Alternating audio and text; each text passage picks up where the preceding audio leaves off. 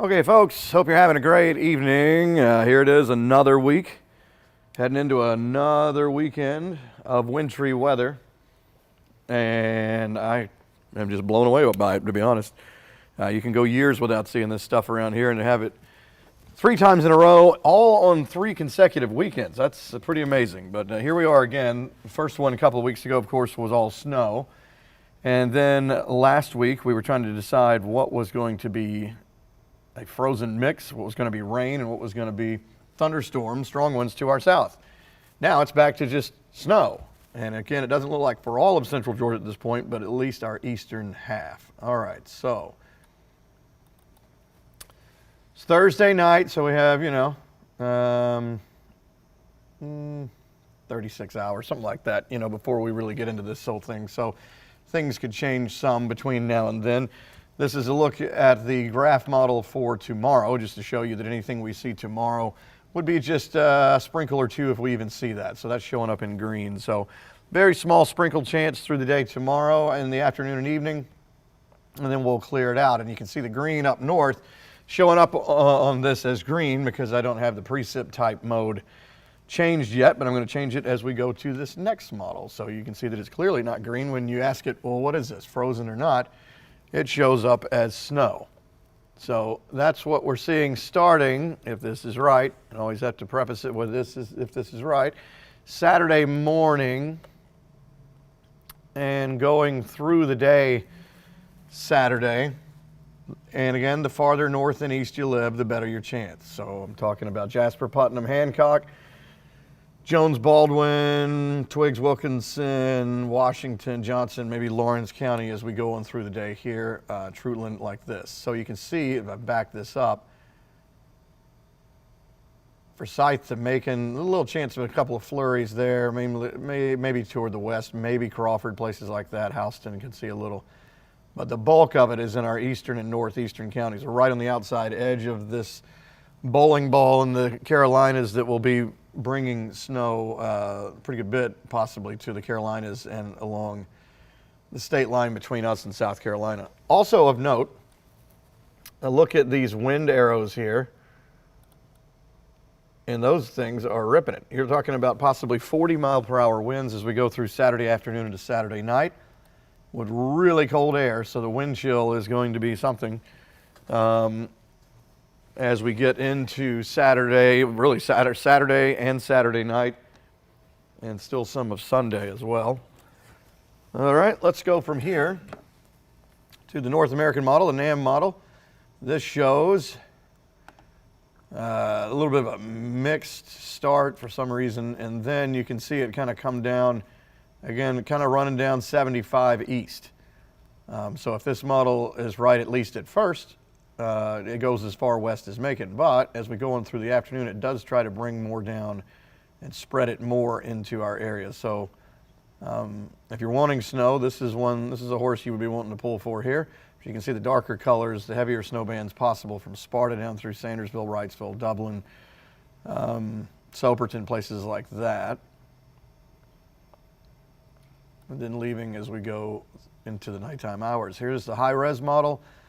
This one, I don't think it goes out far enough to see all the way into Saturday night, but you get the gist. Same kind of thing. And notice there's consistency with all these. There's a little bit movement toward the west here or there, but it's pretty locked up here for our eastern half.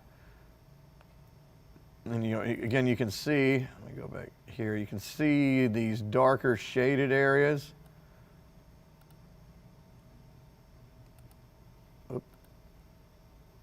And obviously that's going to be where, the snow could be lining up a little bit heavier there into Saturday evening. And let's go out to 8 o'clock. All right, let's go GFS model, and it shows some sort of a mix to begin with, mid-morning. This one's also a little bit later arrival time. This shows more like Saturday afternoon, northeastern counties, and it barely does graze. It's mainly just these counties on this. And if this is right, Macon never sees anything. It's just our eastern third of counties. Let's go Euro. It's back, instead of being such a, later in the day thing like the GFS was, this is during the day. And you can see it coming down, still heavier toward the north and east. This one does include Macon there for a minute. And you can see the Carolinas could be covered up in it here. And then leaving Saturday night. As far as the numbers are concerned, this is tonight into tomorrow morning. That shows low 30s. But I think we'll have upper 20s in the morning. Tomorrow, 50 plus, and that'll be the last day we do that for a little while. This takes us into overnight, tomorrow night into Saturday morning. We're below freezing. This latest graph model tries to show a 32 there, but let's see. I'm looking at other models for Saturday morning, 27, 28. During the day, kind of a range of temperatures. That's why, again, this is not set in stone. The graph shows 32. Well, that's right. Now remembering now, some of these, the actual high for the day is at midnight. So I think it's probably safe to say that would be around freezing, probably could be below through the whole day. You can see as we go into 4, 5, 6 in the afternoon, we're in the mid-20s. And then look how low it goes.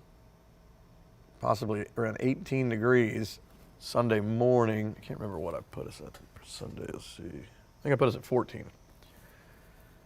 So we could be as low as around 14 degrees Sunday morning.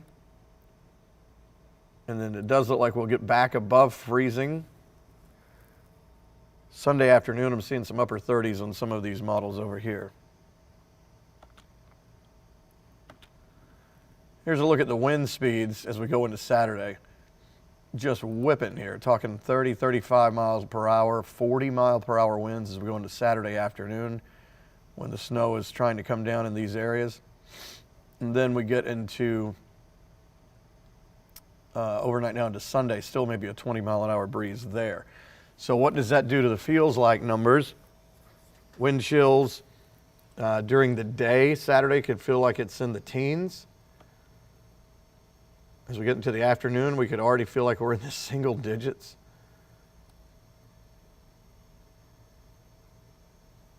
And then that's the low. I've seen some numbers lower than this. A wind chill of around 3.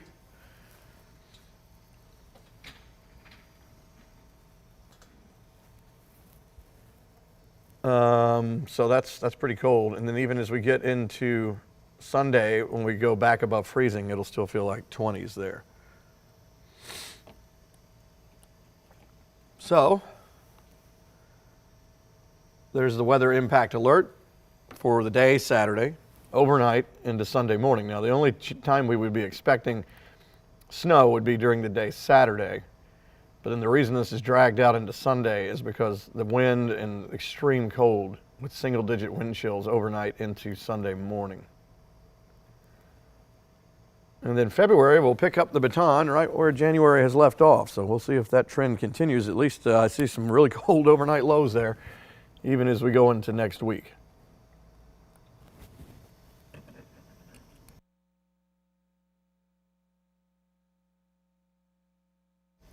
Okay, let's get back to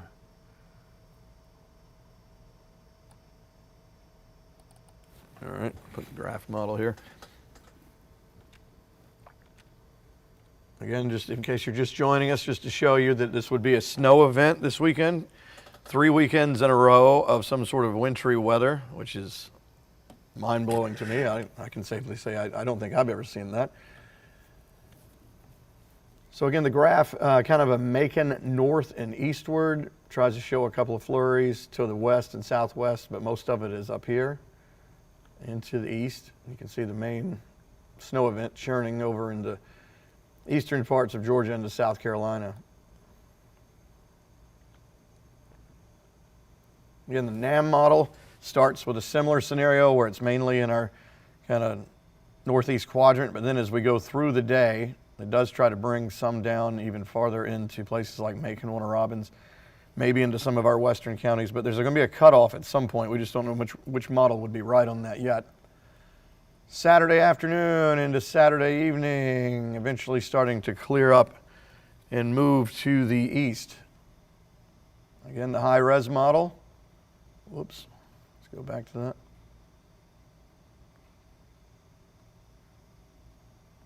11 a.m., 2 p.m.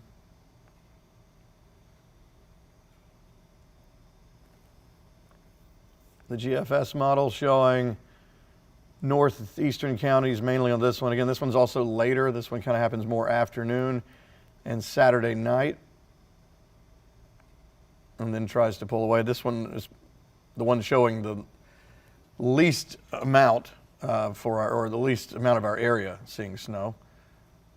The Euro, again, mainly running north and east, but does try to put a few flurries down in the core of our area.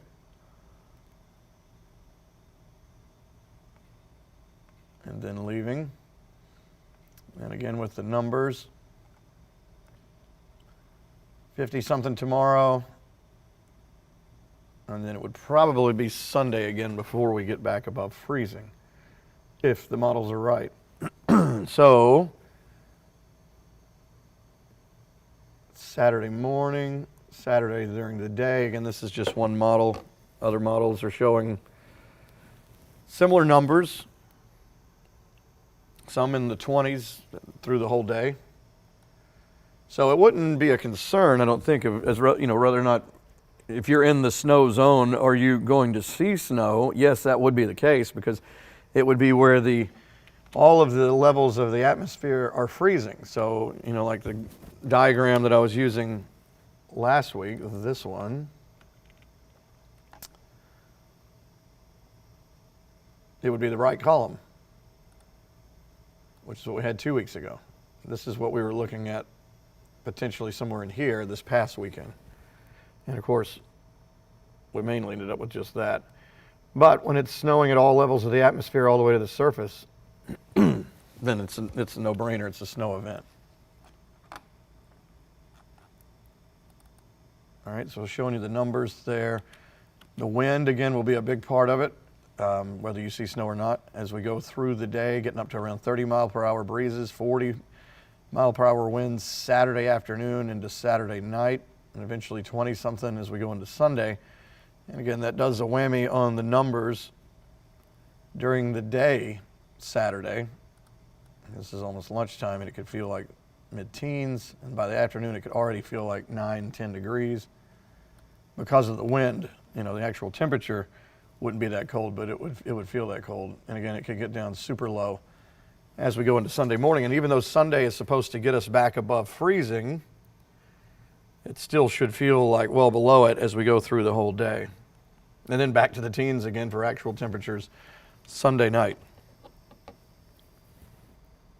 So again, that 7-day, the reason the red box is in 2 different days, because of the potential for snow. Let's see if I can get that pointer to work. Potential for snow here Saturday, and the reason why there's a little bit of red into Sunday morning is because it would be super cold and windy overnight into Sunday morning. So the snow would be over, but still we would keep a weather alert out because of how extreme the cold is.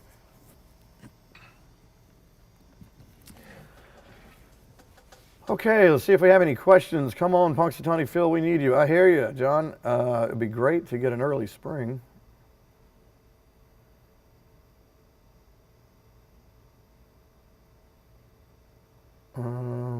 Looks like folks just having a good time talking to each other. That's good.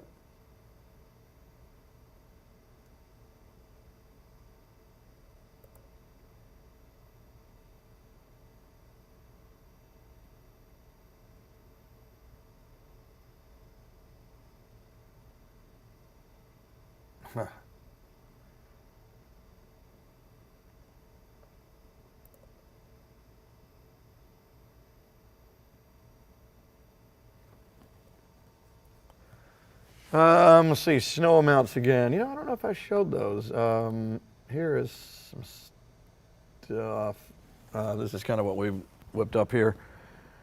Again, the confidence is increasing for this event. That's what, in the weather community, that's a term for, how are the models lining up? Did we feel better about the opportunity for this? So the confidence has gone up. The far eastern counties, so again, we're talking about like Hancock, Washington, places like that, could get up to 2 inches. As you get on over toward the Macon area, if it extends that far, it would obviously be some lower numbers. So overall confidence that this would be something, an event Saturday, is there. But as far as specific amounts or where it's going to be and all that, exactly, we don't know that just yet. Let's see, will the weather, that went by fast. Will the weather over the weekend affect the roads to the point of canceling school on Monday? I don't know the answer to that, only because we have to wait and see how much we get Saturday. And it's whatever we do see is definitely not going to melt Saturday night. It'll stay there. Sunday, it depends on how long we get above freezing. Again, I'm looking at numbers like the high Sunday, 38, 39, 39, 40. And again, it's kind of like the opposite of what we talked about last week on that Sunday night. How long do we stay freezing? Is it enough to freeze something? How long in this case do we go above freezing? And is it long enough to melt some of that stuff off? And if whatever does not get melted off, I mean, we're going back down to around 19 degrees Sunday night into Monday morning. So we just have to see how much we get Saturday and then how long that window of above freezing is on Sunday. It's a good question. I don't know the answer to that one yet.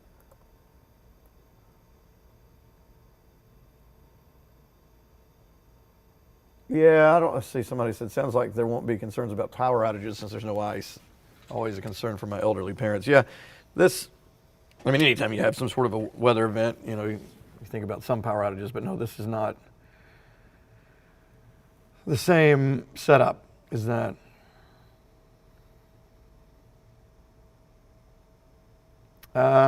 Chrissy and Adam, Sandersville getting snow Saturday, you say? I think it's a decent chance Sandersville gets snow, yeah. Will Saturday morning be okay to drive from Warner Robins to Macon around 8 a.m. and then drive back to Warner Robins that evening? I mean, it really depends on how far west this stuff goes. If it's snowing in Macon and Warner Robins as we go through the day, then going back that night might be a little challenging. But I don't know if it makes it this far. And so if you look at the graph, it's like a new one just came in. This one is even farther north and east and almost leaves Macon and Warner Robins totally out of this. So if this new graph model is right, it's basically just our northeast corner. Jasper, Putnam, Hancock, Jones, Baldwin, Wilkinson, Washington, Johnson, parts of Lawrence, Trutland. So if this new one is right, then a good chunk of our area, Forsyth, Macon, Warner Robins, Perry, gets left out. So again, you can see the dilemma. Hopefully we've had a lot of experience of watching models here over the past few weeks. Again, the NAM starts out that same way, keeping everything up here, but then as you go through the day, it broadens out and tries to show that more people get involved here. As we go through the afternoon, things start to clear. High-res model, again, showing mainly in these areas. Could get a few flurries as far west as Macon, but there's going to be a cutoff somewhere, as I mentioned. We just don't know where that's going to be just yet. Somebody said, will Milledgeville get snow? Yeah, there's a shot of that. The farther north and east away from Macon you are, I'm thinking it's mainly in this area, for our area, that could see snow Saturday. But again, some of these models are showing it, a little bit leaning toward Macon, but there's only a couple of them that are doing that. The NAM right here being one of them. Most of the other ones put it right at the edge of it, right on Macon, or just out of reach. So basically, to answer all the questions of all the spots where you live, if you know where you are in relation to Macon, if you are east of Macon, you have a better chance of seeing snow.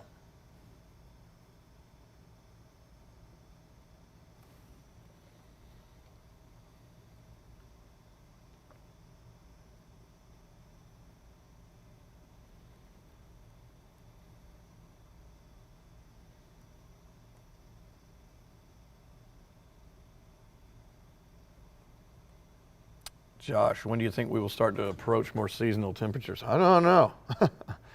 It's crazy. Started the month off near 80 degrees for a week. And then ever since, it's been just a total reversal.